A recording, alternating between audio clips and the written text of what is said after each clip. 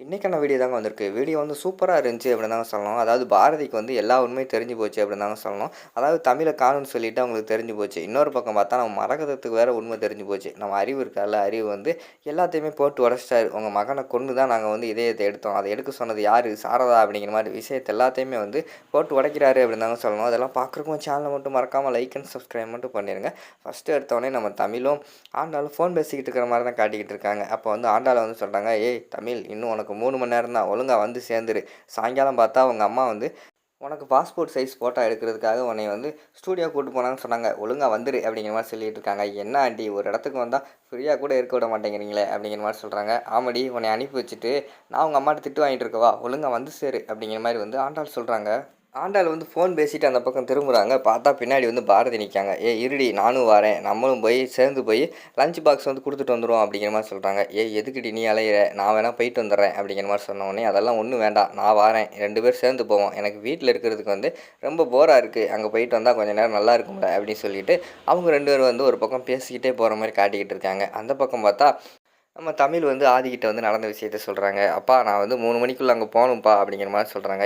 ஏன்பா என்னாச்சு?" அப்படிங்கிற மாதிரி கேட்ட உடனேயும், "இல்லை அம்மா வேறு சாயங்காலம் வரேன்னு சொல்லியிருக்காங்களாம். ஸ்கூலில் வந்தால் நம்ம மாட்டிக்கிடுவோம். வாங்க கிளம்புவோம்." அப்படிங்கிற மாதிரி சொன்ன உடனேயும், சரி தமிழ் இப்போ கிளம்புனா நம்ம வந்து கரெக்டாக வந்து ஸ்கூல் முடியறதுக்குள்ளே போயிடலாம். கிளம்புவோம்." அப்படின்னு சொல்லிட்டு அவங்க வந்து ரத்தினத்துக்கிட்டேயும் மரகதத்துக்கிட்டேயும் சொல்லிட்டு கிளம்புறாங்க. "சரிப்பா நாங்கள் கிளம்புறோம். பார்த்து போயிட்டு வரோம்." அப்படிங்கிற மாதிரி சொல்கிறாங்க.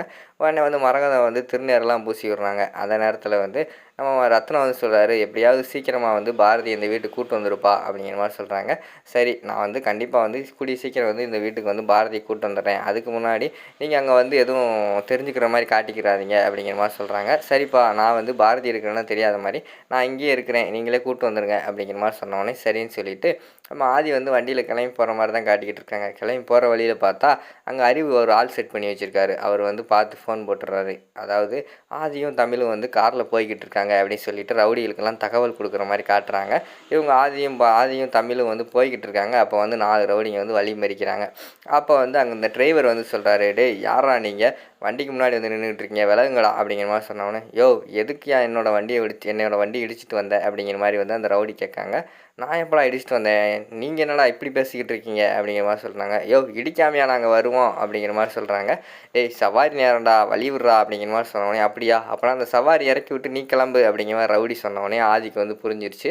சரி நம்மளை தான் தேடி வந்திருக்காங்க அப்படின்னு சொல்லிட்டு டக்குன்னு வந்து, "தமிழ் நீ உருளைக்கிழங்கு செல்லக்குட்டி பாட்டை கேட்டுக்கிட்டு நான் கொஞ்ச நேரம் வெளியில் போயிட்டு வரேன்." அப்படின்னு சொல்லிட்டு டக்குன்னு வெளியில் இறங்குறாங்க.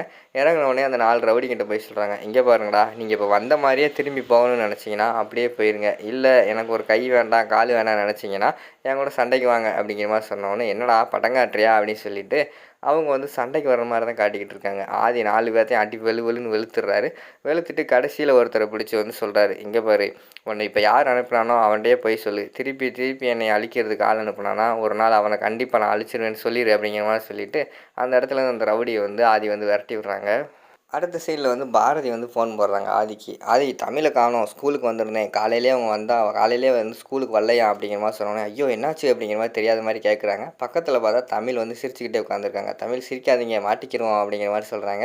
சரின்னு சொல்லிட்டு தமிழ் வந்து சிரிக்காமல் இருக்காங்க. "ஐயோ என்னாச்சு?" அப்படிங்கிற மாதிரி கேட்டோடனே, "தெரியல காலையில் வந்து ஆண்டாள் தான் வந்து ஸ்கூலில் விட்டுட்டு வந்தா. அதுக்கடுத்து நான் இப்போ வந்து பார்க்குறேன் தமிழை காணும்னு சொல்கிறாங்க. காலையிலேருந்தே வரலன்னு சொல்கிறாங்க. எனக்கு பயமாக இருக்குது. ஆல்ரெடி வந்து அங்கே பேப்பர்லலாம் தமிழ் காணவில்லைன்னு சொல்லிட்டு ஃபோட்டோ கொடுத்தாங்கல்ல, அதில் யாரோ வந்து கடத்தி தமிழை வச்சுக்கிட்டாங்களோ எனக்கு பயமாக இருக்குது." அப்படிங்கிற மாதிரி சொல்கிறாங்க. "நீங்கள் ஒன்றும் பயப்படாதீங்க பாரதி. இன்னும் ஒரு 3 மணி நேரத்தில் நான் வந்து எப்படியாவது கண்டுபிடிச்சி கொண்டு வந்து விட்டுறேன்." அப்படிங்கிற மாதிரி வந்து ஆதி சொல்கிறாங்க. "இல்லை நான் வந்து போலீஸ் ஸ்டேஷனில் போய் கம்ப்ளைண்ட் கொடுக்க போகிறேன்." அப்படின்னு சொல்லிட்டு பாரதி சொன்னோடனே ஷாக் ஆகிடுது ஆதிக்கு. "போலீஸா? ஐயோ வேண்டாம் வேண்டாம் இருங்க கொஞ்சம் தேடுவோம். தேடி பார்த்துட்டு நம்ம வந்து அதுக்கடுத்து பார்ப்போம். ஏன்னா பக்கத்தில் தான் எங்கேயாவது போயிருப்பாங்க. தேடி நான் வந்து கொண்டு வந்துடுறேன். நீங்கள் ஒன்றும் கவலைப்படாதீங்க." அப்படிங்கிற மாதிரி சொல்லிட்டு இருக்காங்க.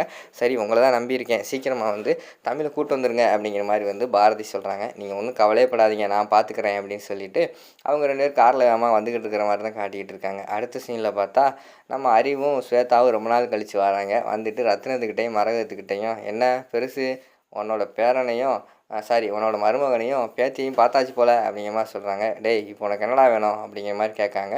"அதான் உன் மருமகன் வந்து பார்த்துட்டு போகிறான்ல அவனுக்கு ரொம்ப நாள்லாம் நல்லா இருக்க மாட்டான் சொல்லி வச்சுக்கோ." அப்படிங்கிற மாதிரி சொல்கிறாங்க. "டேய் பயந்தாங்கொழி பயலே அவர் இருக்கும்போது வந்து பேச உனக்கு தைரியம் இல்லை. அவர் போன பிறகு வந்து பெரிய ரவுடி மாதிரி பேசிக்கிட்டு இருக்கியாடா?" அப்படிங்கிற மாதிரி சொல்கிறாங்க. "இங்கே பாரு பெருசு நான் என்ன வெள்ளை சட்டை, வெள்ளை பேண்ட் போட்டுருக்கிறத பார்த்து சாம்பார் பொட்டலம் மடிக்கிறேன்னு நினைக்கிறியா? நானும் கொஞ்சம் பேட் பாய் தான். நினச்சேன்னு வச்சுக்கோ, உன்னையவே துண்டு துண்டா வெட்டி பொட்டலத்துல மடிச்சிருவேன் அப்படிங்கிற மாரி சொல்றாங்க. டேய் உன்னால் முடிஞ்சத பார்த்துக்கோடா, உன்னால் ஒன்றும் பண்ண முடியாதுடா அப்படிங்கிற மாரி சொல்றாங்க. அது எப்படி பெருசு? உன் பையன கொன்ன இடத்துலயே வந்து நீ சோறு தின்னுட்டு உட்காந்துருக்க அப்படிங்கிற மாரி சொல்றாங்க. மரகதத்துக்கு வந்து ஷாக் ஆயிடுது. என்னது கொன்னாங்களா? அப்படின்னு சொல்லி ஷாக் ஆயிடுது. என்ன சொல்றீங்க? அப்படிங்கிற மாரி கேட்குறாங்க மரகதம். என்னம்மா அவங்களுக்கு இந்த விஷயம் தெரியாதா? அதாவது என் மாப்பிள்ளை இருக்கான்ல, அதான் ஆதி. அவனுக்கு வந்து இதயம் ஃபெயிலியர் ஆயிடுச்சுன்னு ஆஸ்பத்திரியில சேர்த்துருந்தோம். அவனோட உடம்புக்கு சேர்ற மாரி காட்டு வந்து உங்கள் மகன் வாசுட்டு தான் இருக்குன்னு தெரிஞ்சிச்சு. அப்போ தான் எங்கள் அக்கா வந்து அவனை கொன்னாவது இவனை காப்பாற்றணும்னு சொன்னாங்க. அதுக்கடுத்து நான் தானே கொன்னேன், இது கூட தெரியாதா? அப்படிங்கிற மாதிரி சொல்லிட்டு போட்டு விட்டு போயிடுறாங்க. அதுக்கடுத்து வந்து மரகதம் வந்து கேட்குறாங்க, என்னங்க நம்ம வாசுவை கொன்னுட்டாங்கன்னு சொல்கிறாங்க அப்படிங்கிற மாதிரி கேட்குறாங்க. அவன் ஏதாவது லூசுத்தனமாக ஏதாவது பேசிக்கிட்டு இருப்பாமா, அதெல்லாம் கண்டுக்கிறாத, நம்ம குடும்பத்தை பிரிக்கிறதுக்காகவே வேலை பார்த்துக்கிட்டு இருக்கான் அப்படின்னு சொல்லிட்டு ரத்னம் வந்து சமாளிச்சிடுறாங்க.